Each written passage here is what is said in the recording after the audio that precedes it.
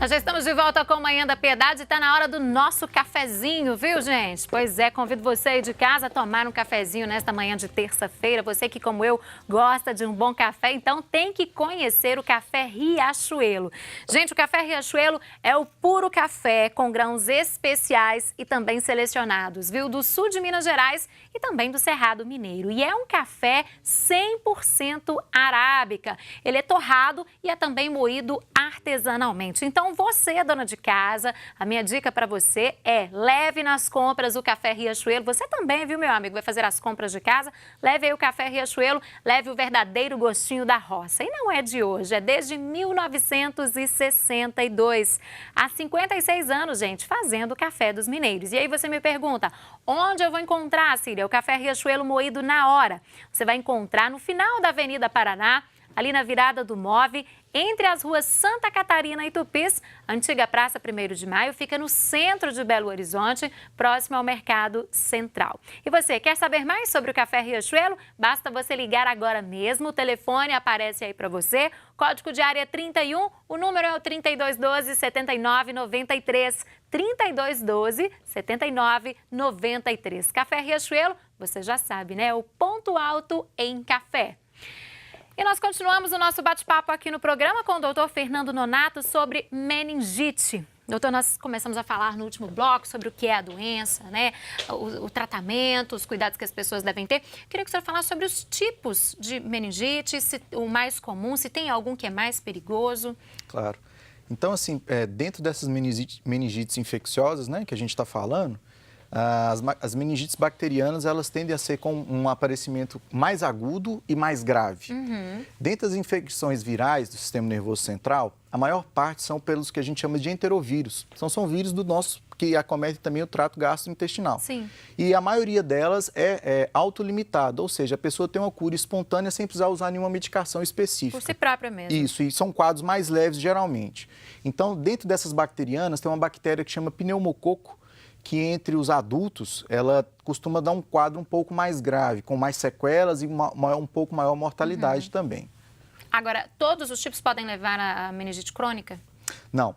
Na verdade, a meningite crônica são de causas mais específicas, né? Todo aquele caso que a gente considera que os sintomas estão durando mais de 4 semanas, e esses 4 semanas é um valor bem arbitrário definido na ciência, em algumas literaturas, a gente fala que a pessoa tem uma meningite crônica. Então, quando os sintomas se arrastam, geralmente eles são mais leves, é uma dor de cabeça que vem arrastando por vários dias, a pessoa não tem aquele febrão, às vezes tem febrículas, que a gente fala, febre de 37,8, 38 graus, não, tem um pouco de dor cervical, mas não chega a ficar com a nuca totalmente rígida, não chega a ficar confusa ou ter convulsões. Esses quadros a gente chama de meningite crônica. Geralmente, quando o quadro é de uma meningite crônica, a gente vai partindo um pouco para outro lado de pesquisa. Então, entre elas, por exemplo, a própria tuberculose pode dar uma meningite crônica, ou uma pessoa que esteja com imunidade baixa porque transplantou, está usando imunossupressor, usando corticoide de longa data, a gente pesquisa agentes mais atípicos, mas com um quadro mais sugestivo. Um pouco do histórico da saúde da Isso, pessoa, exatamente. né, doutor? Agora, doutor, eu queria falar com o senhor sobre vacinas. Quantas são as doses necessárias? Quando que essas vacinas devem ser aplicadas? Bom, então, partindo do nosso calendário nacional do SUS, né, que é fornecido no Ministério da Saúde integralmente no SUS, a gente tem algumas vacinas que já cobrem a maioria das causas de meningites. E isso é uma coisa importante da gente ressaltar para a população, para as pessoas entenderem que o principal, a maior cobertura está no SUS, está perto da nossa casa. Então, assim, vai variar de acordo com o que a gente está cobrindo. Por exemplo, o pneumococo, que é esse que eu falei, nós temos uma boa vacina para ela no SUS, em que são tomadas em 3 doses, até 1 ano de idade. Recém-nascido, então, né? Isso, começa um pouco depois do recém-nascido, começa com dois meses. A meningocócica também, que a gente usa ela a partir dos 3 meses de idade, a meningocócica tipo C. E no caso, muita gente não sabe, mas essa vacina da marquinha da tuberculose, a BCG, ela é uma forma de prevenção de meningite por tuberculose. Também. Então, ela também tem essa importância, sem contar nas tríplices virais. Agora, tem algumas doenças que alguns tipos, né, que o SUS não tem essa cobertura. E aí a gente vê muitas pessoas preocupadas, muitos pais, né, querendo já comprar essa vacina na rede particular, que o preço não é tão em conta, né? Na verdade, o seguinte, gostaria de falar para as pessoas é o seguinte: se você leva o seu filho no posto de saúde, acompanha o cartão vacinal dele pelo SUS, o seu filho está muito bem coberto mesmo. Existem alguns complementos de vacinas que são fornecidas apenas em redes particulares, e é importante esclarecer para a população. Por que isso não está no SUS? Porque são casos muito mais raros de acontecer do que os casos de maneira geral. O caso que tem maior impacto na população está sendo coberto. E essas vacinas têm um preço um pouco mais salgado, vamos dizer assim. Quem tiver a oportunidade de contemplá-las vai estar fazendo um benefício, vai trazendo uma precaução relativamente importante. Mas quem não puder, não precisa ficar agoniado, não precisa entrar em desespero. Basta levar o filho no posto de saúde, ver quais são as indicações e vacinar com o SUS, que vai estar com uma cobertura sensacional para as meningites ainda. Então, focar nessas vacinas que são oferecidas pelo SUS, né? A gente tem uma cobertura vacinal que está em queda, não é só em Minas Gerais, não é só em Belo Horizonte, não, é no Brasil inteiro. Por quê? Já há alguns anos. Bom, aí tem vários fatores. Uma das coisas que eu avalio que possa ser a causa é a diminuição de investimento em propaganda, em convencer as pessoas, em ir até as pessoas, informação para as pessoas da importância daquilo.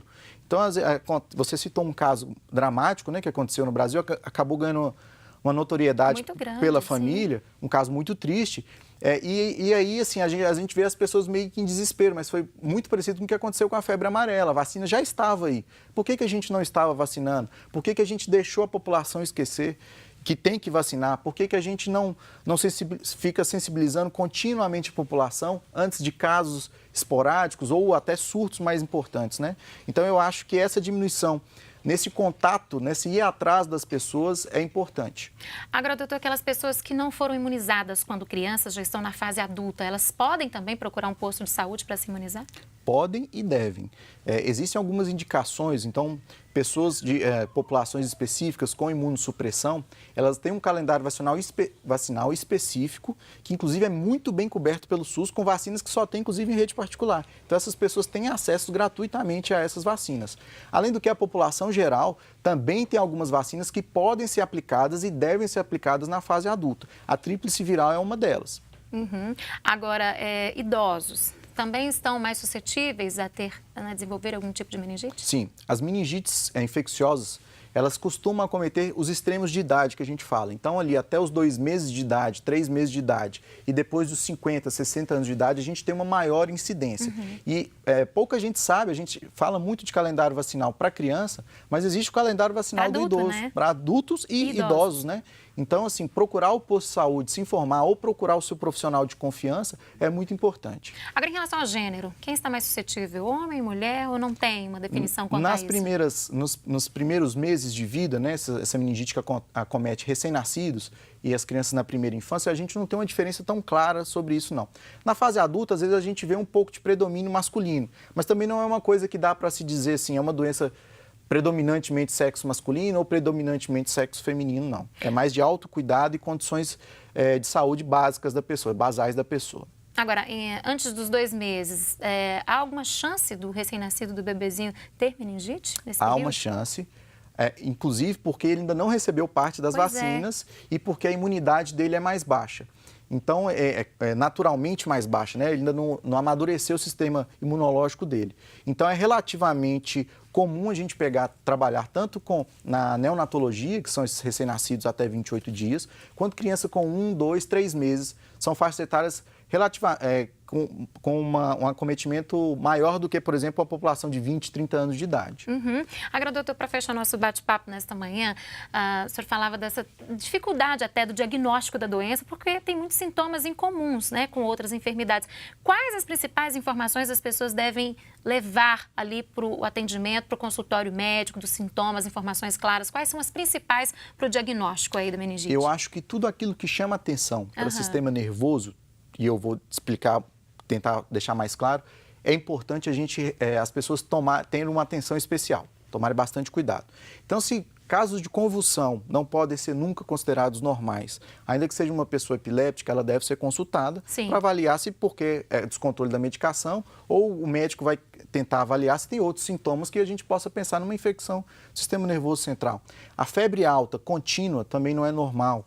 A confusão mental, a pessoa que começa com um discurso confuso, dificuldade na fala, dificuldade de movimentar algum membro ou qualquer parte do corpo, merece uma atenção de urgência. A febre alta e contínua, a dor cervical também chama muito atenção, tá? Então, assim, na dúvida, procure o profissional de saúde quanto antes, no serviço de urgência e emergência, e ele vai saber triar melhor. Claro, a maioria dos casos que vão chegar lá não vão ser meningite, ainda bem, mas cabe a ele fazer essa diferenciação. Às vezes as pessoas esperam demais e às vezes não têm a atenção adequada no tempo adequado. Na dúvida, procure o quanto antes um profissional de saúde, Isso. né? Só ele que vai falar o que é certo. Exatamente. A autoconsulta, ela nunca é uma coisa muito boa, não. Tá certo. Doutor, muito obrigada por ter vindo aqui ao Manhã da Piedade. Um bom trabalho, bom dia. Agradeço, bom dia. Olha só, e você aí de casa, agora nós vamos a um rápido intervalo comercial. No próximo bloco vamos falar sobre adoçantes e açúcares. É daqui a pouquinho, eu volto já.